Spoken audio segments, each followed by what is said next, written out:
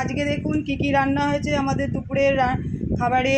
এই যে বাসমতি রাইসের ভাত দেখুন, তারপরে হয়েছে এই যে চাল কুমড়ো মাছের মাথা দিয়ে, মুসুর ডাল পেঁয়াজ ফোড়ন দিয়ে, মাটন রান্না হয়েছে দেখুন। এরপরে এই যে স্যালাড আছে, তারপরে হচ্ছে টক দই। গরমকালের এটাই হচ্ছে শরীর ঠান্ডা রাখার একমাত্র উপায়। এই ছিল আজকে আমাদের দুপুরের খাওয়া।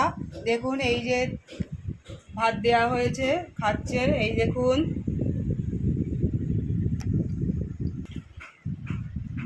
মাংস খেয়ে দেখো কেমন হয়েছে। দাঁড়াও দেখছি।